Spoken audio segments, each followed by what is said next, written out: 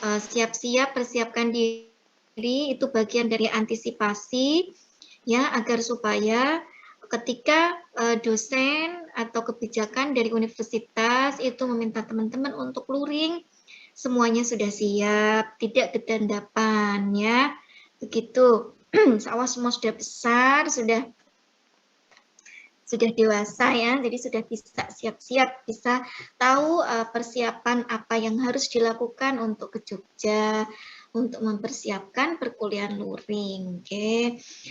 Pada hari ini insya Allah kita akan belajar tentang teori asobia ya. Kita sudah seringkali menyebut itu ya di setiap pertemuan ya, hampir di semua pertemuan, tapi kita belum tahu apa itu asobia ya. Kita baru mendefinisikan atau mengenal asobia itu, ada yang sudah di Jogja ya, Eni ya? Eni di kampus ya? Bisa di kelas ya, di sini. Tahu gitu tadi saya di kelas ya. Di kelas, tapi online. Ada yang selain Eni di Visum? Gak ada ya? Cuman Eni aja ya? Oke. Apa tadi saya ya, kita biasa mengenal asobia itu ya di pertemuan-pertemuan sebelumnya sebagai solidaritas sosial, dan saya yakin di mata kuliah teori sosiologi klasik ini kayaknya di mata kuliah teori sosiologi klasik sudah dijelaskan ya oleh Pak Zainal ya tentang apa itu asobia. Nah, hari ini kita coba akan mempelajari ya, mengetahui lebih mendalam tentang apa itu sebenarnya teori asobia yang dimaksud oleh Ibnu Khaldun ya.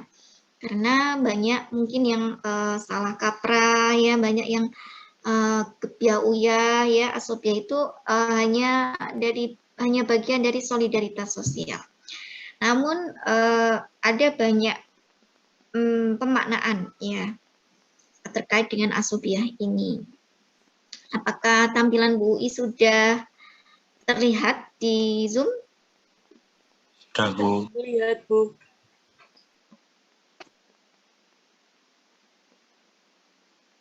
Nah, ini yang pertama kali dulu kita pelajari ya, kita berangkat dulu dari sini ya. Bahwa manusia itu adalah makhluk sosial ya. Makhluk sosial, makhluk politik, makhluk ekonomi ya, yang dia membutuhkan upaya untuk memenuhi kebutuhan dasar. Kebutuhan dasar seperti makan, minum, sandang, papan ya. Dan untuk memenuhi kebutuhan dasar itu, kemarin kita sudah banyak berbincang ya, manusia membutuhkan apa yang disebut dengan alat ya, atau membutuhkan sarana untuk pemenuhan kebutuhan dasar tersebut, disebut dengan gotong royong ya. Biasanya kita menyebutnya dengan gotong royong, bekerja bersama-sama gitu ya. Selain untuk memenuhi kebutuhan dasar ya, aspek ini ya itu juga digunakan untuk menghadapi berbagai macam tantangan hidup atau untuk pertahanan diri. Ya, jadi untuk bertahan hidup, untuk mempertahankan diri misalnya suku nomaden dari serangan suku nomaden yang lain ya, mereka membutuhkan kerjasama tersebut atau gotong royong tersebut. Nah, ini juga termasuk bagian dari kebutuhan dasar ya, mempertahankan diri. Kemudian ini ya, kebutuhan untuk menghadapi berbagai macam tantangan hidup itu kalau dalam perspektifnya perspektifnya Ibnu Khaldun itu tidak hanya disebut sebagai kerjasama ya. Atau kemarin ya kita menyebutnya ya di presentasi kelompok berapa ya kemarin yang asobia itu dengan istilah al-ijtimaiyah al-insaniyah kalau tidak salah ya. Nah, istilahnya Ibnu Khaldun itu adalah asobiyah ya, asobiyah.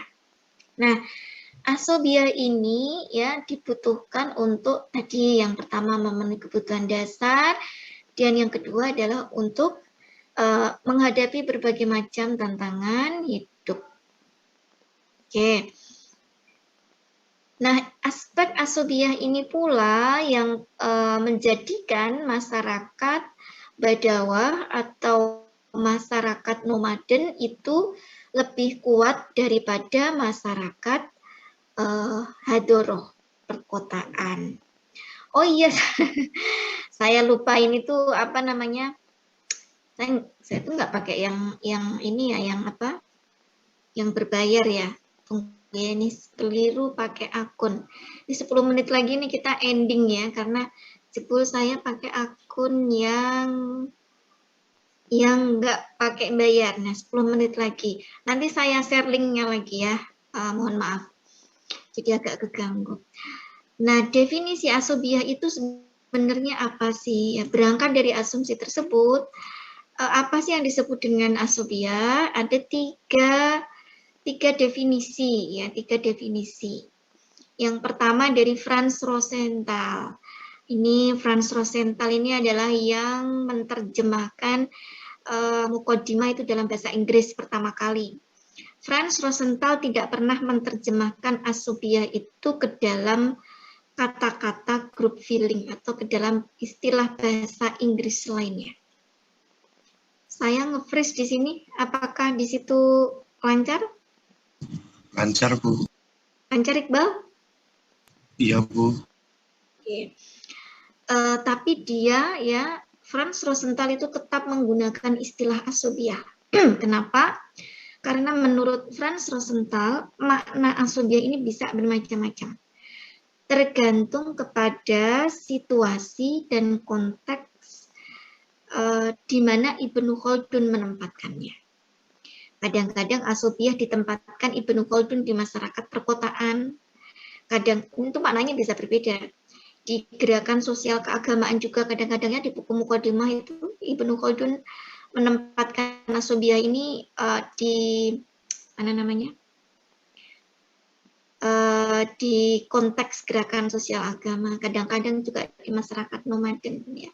Tapi secara umum Franz Rosenthal mengatakan asobiah ini adalah group feeling atau perasaan bersama. Perasaan segrup ya. Memiliki grup, perasaan memiliki grup. Nah, kemudian yang kedua adalah terjemahan dari Mahdi dan Isawi. Ya, kalau Mahdi dan Isawi, Charles Isawi, ya ini juga tokoh Muslim juga ya, Charles Isawi. Ini banyak nulis tentang Ibnu Khaldun juga, mendefinisikan asobiah itu sebagai solidarity atau solidaritas ya, kerjasama itu tadi ya. Kalau kerjasama itu maksudnya bukan mengerjakan suatu pekerjaan secara bersama-sama ya, bukan itu yang dimaksud dengan solidaritas ya, tetapi misalnya ketika ada anggota kelompok suatu masyarakat mereka kekurangan secara ekonomi, maka anggota yang lain itu solider ya, membantu, berusaha membantu.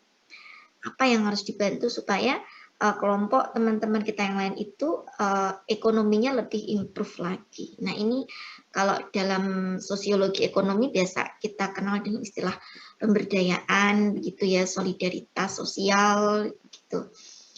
Nah, kemudian kalau menurut Syed Farid Alatas ini Khaldunian, orang Nus ya, Singapura, dia mengatakan bahwa asobiah itu adalah social cohesion atau kohesi sosial. Apa itu kohesi sosial? Kohesi sosial hampir sama dengan group feeling ya, perasaan menyatu dengan grup begitu ya. Grup itu adalah bagian dari dirinya seperti itu.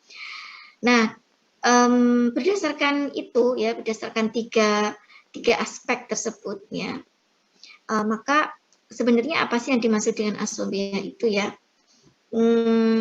Dia bisa berbeda-beda ya, bisa berbeda-beda bagaimana istilah ini kita tempatkan ke dalam situasi dan konteks tertentu ya. Oleh karenanya kita tidak menerjemahkan asobiah ini ke dalam bahasa lainnya, karena maknanya bisa berbeda, bisa group feeling, bisa solidaritas, bisa social cohesion. Nah, kemudian ada 3 faktor ya yang menjadi unsur perekat asobiah. Ya, unsur perekat itu adalah hal-hal yang membuat atau bisa memperkuat asobiah. Ya. Bisa bukan memperkuat ya, tapi hal-hal yang bisa membangun asobiah.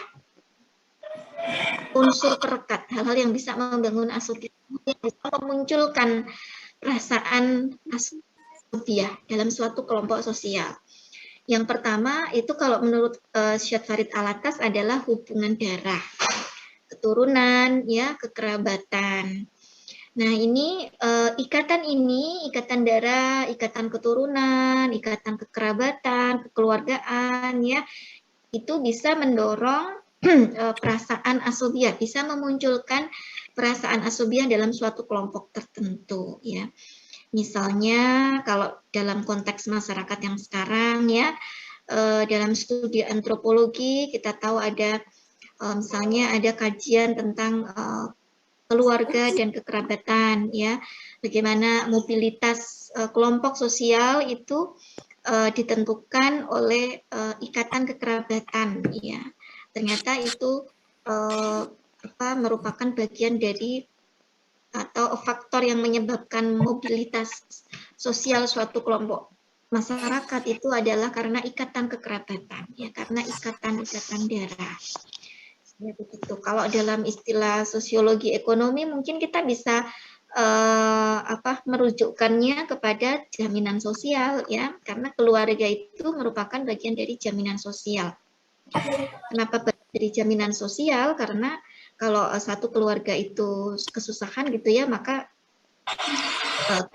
tidak menjadi penjaminnya, bisa menjadi bagian dari jaminan sosial. Itu ya, kemudian bisa membantu, istilahnya begitu. Yang kedua adalah apa yang bisa memunculkan asobiah. Yang kedua adalah ikatan agama. Ikatan agama itu ternyata bisa menjadi unsur gitu ya yang memperkuat kohesi sosial.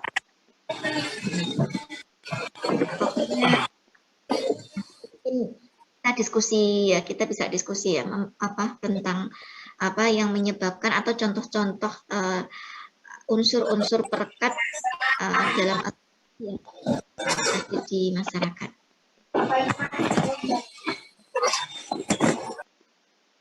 Oke, kemudian ikatan atau unsur perekat yang ketiga adalah kepemilikan material, ya, kepemilikan material atau ikatan ekonomi, ya, kepemilikan ekonomi. Maksudnya bagaimana? Ya, ternyata seseorang yang memiliki kepemilikan material yang lebih gitu ya dibandingkan dengan yang lain, itu mereka bisa menjadi penjamin, ya, bisa menjadi penjamin bagi anggota yang lainnya, bagi anggota kelompok yang lainnya, ya, karena dia bisa menghidupkan aktivitas ekonomi kelompok. Dan bahkan dalam suku-suku nomaden, ya, Ibnu Khaldun itu menjelaskan bahwa pemimpin suku Badawa itu biasanya adalah dari kelompok yang memiliki ikatan material atau seseorang yang memiliki kepemilikan material yang lebih dibandingkan dengan yang lain. Dan juga yang memiliki ikatan agama atau religiusitas yang lebih tinggi. Makanya mereka kelompok nomaden itu lebih banyak dipimpin oleh tokoh-tokoh agama, ya. Sudah kita pelajari yang kemarin, ya. Kemudian ya, sampai sini ada pertanyaan sebelum Bu Ui lanjutkan? Sampai sini ada pertanyaan? Gak ada? Oke, lanjut ya. Selanjutnya adalah faktor yang melemahkan asobiah. Apa yang menyebabkan asobiah itu lemah? Ya, yang pertama adalah kalau tadi unsur yang membuat atau unsur yang dapat memunculkan asobiah. Nah, yang ini adalah faktor-faktor yang bisa membuat asobiah itu lemah. Yang pertama adalah gaya hidup materialisme. Ya. Kenapa kok materialisme? Kenapa kok kemewahan? Ya, ini di presentasi kalian bab ketiga ya kalau nggak salah ya, dan keempat sepertinya sudah disinggung juga tentang bagaimana gaya hidup mewah ini mempengaruhi kekuatan asobiah.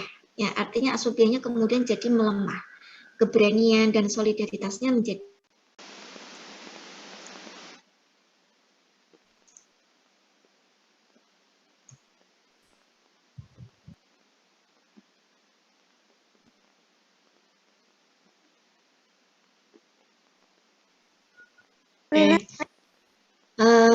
ini faktor-faktor yang menyebabkan asobiah itu menjadi lemah ya. Yang pertama adalah kemewahan atau gaya hidup materialisme ya. Seseorang yang dia suatu kelompok masyarakat ya yang mereka hidup dalam kemewahan atau materialisme itu, kata Ibnu Khaldun, itu dapat melemahkan solidaritas sosial ya. Kenapa? Karena sepertinya Bu sudah menjelaskan ya kemarin ya bahwa apa namanya, kemudahan akses ya seseorang, suatu kelompok masyarakat terhadap kebutuhan ekonomi tertentu ya itu membuat mereka itu menjadi lebih lemah gitu ya, lebih lemah.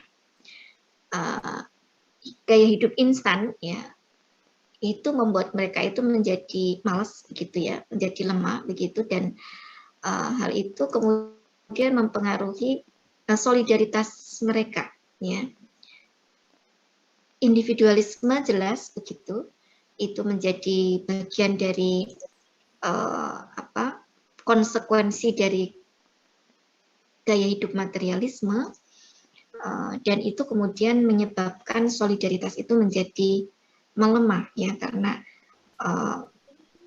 nggak saling kenal gitu ya, tidak peduli begitu ya ketika orang lain mungkin yang tidak menjadi tidak ada hubungan dengan dirinya itu, walaupun masih satu kelompok, berada dalam suatu kondisi misalnya kemiskinan begitu ya, atau kesusahan gitu ya, dan orang lain menjadi tidak peduli. Nah, itu menyebabkan solidaritas itu menjadi lemah. Kemudian yang kedua adalah ketundukan terhadap kelompok sosial yang lain, itu menunjukkan bahwa solidaritas sosialnya itu lemah, bukan rendah tetapi lemah ya. Maksudnya bagaimana? Suatu kelompok sosial tertentu yang dia berada dalam naungan kelompok sosial lain yang lebih besar ya, itu biasanya solidaritas sosialnya lemah. Nah, misalnya satu negara tertentu kehidupannya bergantung kepada kehidupan ekonominya, politiknya itu bergantung kepada negara yang lain. Ya, misalnya dalam aspek keuangan gitu ya, dalam aspek pengelolaan sumber daya alam ya. Selain pengelolaan sumber daya alam, apalagi karena nggak punya teknologi begitu ya untuk mengelola sumber daya yang ada ya, kemudian menjadi bergantung kepada investor, menjadi bergantung kepada kelompok sosial yang lainnya. Nah, ini yang menurut Ibnu Khaldun ini menandakan bahwa asobiah dalam kelompok tersebut itu lemah ya. Banyak yang seperti itu ya, negara-negara yang seperti itu. Kemudian nanti ini bisa kita diskusikan ya, kalau ada yang tidak setuju atau mungkin memiliki pandangan lain, nanti bisa kita diskusikan. Kemudian yang ketiga adalah konflik interest atau konflik politiknya. Pokoknya apapun yang sifatnya konflik itu dapat melemahkan asobiah. Ya, ini Ibnu Khaldun itu dia itu lebih cenderung ke konflik ya sebenarnya ya. Tapi kadang-kadang dia juga terlihat fungsionalisme strukturalis. Ya, jadi kadang-kadang dia terlihat seperti Talcott Parsons, kadang-kadang dia terlihat seperti Weber, kadang-kadang dia terlihat seperti konflik itu siapa ya? Tokoh konflik itu siapa? Lewis Coser, ya bisa ya Lewis Coser. Dia kadang-kadang terlihat seperti itu.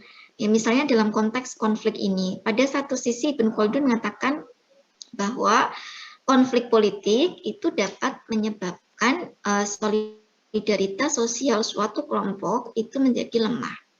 Tapi pada sisi yang lain, ya Ibnu Khaldun ya di awal tadi di pendahuluan tadi Bu sampaikan, konflik ya itu bisa menguatkan solidaritas sosial juga ya, karena itu menjadi sarana untuk mempertahankan diri ya. Jadi karena ada konflik dengan orang luar ya, dengan kelompok yang lain, maka solidaritas dia itu menjadi lebih kuat ya, solidaritasnya menjadi lebih kuat. Ini kayak Lewis Coser ya, yang dia ngomongin kalau konflik itu pada sisi yang lain itu menumbuhkan solidaritas sosial ya pada suatu kelompok tertentu. Nah, karena dia konflik dengan kelompok yang lain itu bisa memperkuat solidaritas sosial di antara kelompok-kelompok tersebut. Begitu ya, itu kata Ibnu Khaldun. Nah, ini sudah banyak, saya kira ini contoh kasusnya cukup banyak ya. Banyak, misalnya partai-partai politik ya itu kan banyak yang mengalami konflik internal ya, kemudian pecah menjadi berbagai macam ya, misalnya PDIP ya, kemudian PKB, P3 ya. Ini mungkin zaman sekarang, zaman kontemporer sekarang. Zaman dulu gitu ya, mungkin kita mengenal ada Masyumi, Parmusi ya, dan kawan-kawannya. Ya, karena faktor konflik ya, kemudian menjadi berpecah belah. Padahal ikatan unsur perekatnya itu sebenarnya sudah sangat kuat ya, ikatan agama ya. Misalnya Masyumi itu kan partai yang didukung oleh orang-orang Muslim ya. Tapi karena konflik begitu, maka asubiahnya menjadi lemah dan menjadi asubiah kecil, menjadi kelompok-kelompok sosial kecil. Dalam konteks sekarang kita bisa melihat pada kehidupan partai politik ya, atau kehidupan misalnya gerakan sosial agama itu kan juga banyak juga ya, gerakan sosial yang terpecah-pecah itu kan juga banyak ya, karena faktor perbedaan pendapat, konflik gitu. Kemudian NU misalnya ya, NU itu NU yang mana dulu gitu ya, Muhammadiyah itu Muhammadiyah yang mana, PKS yang mana, kemudian apalagi Salafi itu ada banyak juga gitu ya, ada Salafi Skoci, ada Salafi apalagi gitu ya, Salafi rasional, ada Salafi, ada banyak. Nah itu karena konflik internal ya. Nah itu menyebabkan solidaritas menjadi melemah dan pada akhirnya kemudian yang membuat mereka kemudian menjadi kelompok-kelompok kecil ya. Nah, kalau kelompok-kelompoknya itu menjadi kecil-kecil gitu ya, biasanya kekuatannya tidak cukup besar gitu ya, tidak cukup kuat. Dia harus bergabung dengan kelompok yang lain untuk kemudian dia bisa menjadi lebih kuat. Ya, misalnya ini bisa kita lihat pada pemilu, partainya orang Islam berpecah belah. Ya, kalau mau menang orang Islam ya biasanya kalau ini kan politik agama ya, biasanya mereka akan bergabung karena punya kesamaan interest, punya kesamaan pandangan. Ya, baru kemudian bergabung dengan yang lain untuk bisa lebih kuat, karena kalau kelompok-kelompok kecil itu sendiri yang mengusung itu nggak akan menang, nggak akan kuat ya, nggak akan bisa gitu ya. Nah, makanya oleh Ibnu Khaldun itu disebut sebagai lemah gitu ya, kekuatan internalnya lemah, solidaritasnya lemah. Nah sebetulnya apa sih tujuan akhir dari As-Sofiyah itu ya? Tujuan akhirnya itu adalah mulk atau kedaulatan ya, hampir sama istilahnya dengan kekuasaan. Mulk ini ada banyak disebutkan Ibnu Khaldun ya di Muqaddimah. Artinya adalah kedaulatan. Misalnya memakai istilah kedaulatan dari Syed Farid Alatas ya, karena saya kira itu jauh lebih tepat ya dibandingkan dengan mungkin kekuasaan gitu ya. Meskipun mulk ini juga arahnya adalah ke kekuasaan. Asobiah digunakan untuk menyatukan tujuan yang sama, mempertahankan diri dan menolak atau mengalahkan musuh. Nah, tadi yang seperti dicontohkan Bu ya, misalnya dalam konteks pemilu, konteks pemilu dalam level apapun gitu ya. Kelompok-kelompok kecil biasanya saling bergabung untuk mempertahankan diri, bahkan kadang-kadang untuk mengalahkan musuh yang lebih besar, yang solidaritas sosialnya itu lebih besar. Orang Islam misalnya ya saling bergabung dengan partai-partai Islam, kemudian mereka berupaya untuk menolak atau mengalahkan musuh atau solidaritas sosial yang lebih kuat, ya partai lain yang lebih kuat. DI itu kuat ya, solidaritas sosialnya juga kuat. Kemudian yang kedua adalah akulturasi sosial budaya akan terjadi ketika suatu kelompok masyarakat tertentu itu berhasil menaklukkan kelompok sosial yang lainnya. Ya. Kemudian keduanya akan bersama-sama menuntut tujuan atau dominasi yang lebih tinggi terhadap kedaulatan yang lainnya. Nah, ketika asobiah ini sudah berhasil menyatukan tujuan bersama, ya, mereka sudah dapat mempertahankan diri, sudah dapat misalnya kedaulatan begitu ya, maka hal selanjutnya adalah biasanya mereka akan menuntut tujuan atau dominasi yang lebih tinggi terhadap kedaulatan yang lainnya. Ya, minta ya istilahnya adalah meminta jatah kekuasaan gitu ya. Kemudian yang ketiga, asobiah bisa bersifat kompromistis ya, kompromistis ketika asobiah ini antar kepentingan yang berbeda, antar tujuan yang berbeda, antar kelompok masyarakat yang berbeda itu bisa kompromistis. Kompromistis itu artinya adalah kelompok yang bisa mengalahkan kelompok yang lain, ya, kelompok yang solidaritas sosialnya lebih kuat itu bisa mengalahkan kelompok yang solidaritas sosialnya lebih lemah, ya itu bisa bersifat kompromistis, ya, dengan misalnya menggandeng kelompok yang lemah itu untuk sama-sama mengelola negara, sama-sama mengelola masyarakat. Nah, ini terjadi pada kelompok masyarakat nomaden dan masyarakat hadoroh ya. Di bab keempat, bab kelima atau bab keempat saya lupa di Muqaddimah Ibnu Khaldun mengatakan ketika masyarakat Badawa itu berhasil mengalahkan masyarakat hadoroh ya, biasanya mereka bisa kompromistis ya, namun juga ya bisa juga ya udah dibiarin begitu ya, dibiarkan hidup. Kompromistis itu maksudnya adalah kelompok-kelompok yang sudah mereka kalahkan, masyarakat yang sudah mereka kalahkan itu mereka ajak untuk mengelola negara bersama-sama, mengelola masyarakat hadoroh yang baru itu bersama-sama. Namun bisa juga dia memasukkan solidaritasnya, solidaritas di bawahnya untuk ikut mengurusi negara atau urusan tertentu ya. Seperti itu. Jadi tujuan akhir dari asobiah biasanya adalah untuk al-mulk atau kedaulatan. Jadi tidak ansih sosiologi murni ya, solidaritas sosial untuk misalnya sama-sama memberikan bantuan begitu ya kepada orang lain yang lemah secara ekonomi, pemberdayaan, fungsi-fungsi pemberdayaan, tapi juga asobiah ini bisa menjadi fungsi-fungsi politis, fungsi-fungsi politik. Gitu ya. Jadi kajian Ibnu Khaldun ini sebenarnya cukup luas. Dia bisa ke sosiologi ekonomi, sosiologi industri, ya, sosiologi politik, sosiologi agama. Kemudian selanjutnya sudah selesai ya. Fungsi kedaulatan, ya. Mulk itu tidak selalu identik dengan kepemimpinan, tetapi kemampuan untuk membuat orang lain untuk mengikuti pemimpin dan peraturan yang ada dalam kelompoknya. Jadi ini fungsi mulk atau kedaulatan ini sering disebut sebagai teori kepemimpinan Ibnu Khaldun.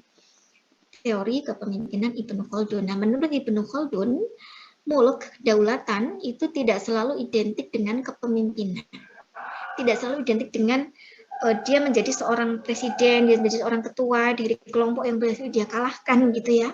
Tapi bagaimana seseorang ya itu dengan mulknya, ya, dengan kedaulatannya itu, dia bisa membuat anggota masyarakatnya itu mengikuti dia dan peraturan yang ada di dalam kelompoknya. Nah, itu leadership. Ya, leadership versi Ibnu Khaldun itu adalah membuat orang lain itu bisa mengikuti dia dan peraturan-peraturannya. Itu al-mulk, leadership, kepemimpinan, atau kedaulatan. Ya. Mulk itu hanya dimiliki oleh seseorang yang mempunyai asobiah yang paling kuat di antara yang lainnya. Itu menurut Ibnu Khaldun. Jadi seorang pemimpin kelompok ya itu dia bisa menjadi pemimpin kalau dia itu memiliki asobiah yang kuat, memiliki perasaan sense belonging yang kuat terhadap kelompoknya lebih dibandingkan dengan kelompok-kelompok yang lainnya. Kemudian yang ketiga, mulk juga bermakna kemampuan mengontrol berbagai macam tindakan agresif dan defensif yang muncul dari masyarakat. Jadi kemampuan seorang pemimpin untuk bisa memanajemen organisasi. Ya, memanajemen ketika ada tantangan dari luar, ya, ketika ada tindakan agresif dari anggota kelompoknya, ketika ada tindakan agresif dari kelompok sosial yang lainnya. Di sini mulk itu punya peran. Ya, dan ini mulk ini hanya dipegang oleh seseorang yang punya asobiah yang lebih kuat dibandingkan dengan yang lainnya. Oke. Dalam waktu 5 hitungan, silakan untuk membuka kamera masing-masing. 5, 4, 3, 2, 1. Alhamdulillah semua mendengarkan. Cukup itu ya dari Bu UI materinya. Saya yakin ada mungkin ketidakpahaman atau mungkin ada pertanyaan atau pandangan yang lainnya. Silakan saya beri kesempatan, saya tunggu 5 menitnya.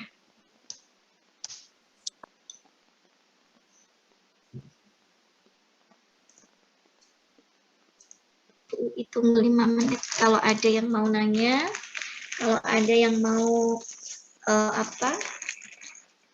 ini kalian sudah sarapan belum? Sudah sarapan belum? Sudah, Bu. Ya, silakan mungkin kalau ada yang mau sarapan, mau minum, mau apa gitu ya, monggo. Sambil nunggu kalau ada pertanyaan. Kalau 5 menit kalau nggak ada yang nanya, saya yang nanya ya. Oh, ada Permata juga ya, udah di kampus juga ya. Kalian habis ini ada pertemuan luring, Bong? Ada kuliah luring? Betul, Bu. Nggak ada? Oh. Oke, oh, Eni sama siapa, En? Masih mute, Eni? Masih mute? Permata, Bu. Sama? Permata. Oh, sama Permata, berdua. Ya. Ya, kan kayaknya saya pernah bilang ya, kita kalau ketemuan luring kan bisa makan bakso bareng begitu ya, tapi pada nggak di Jogja ya. Yuk, nanya yuk. Mudah nggak kalian? Nggak paham ya? Bulat ya? Oke, kasih ini deh, kasih apa namanya, emoticon. Emoticon nggak paham ketawa.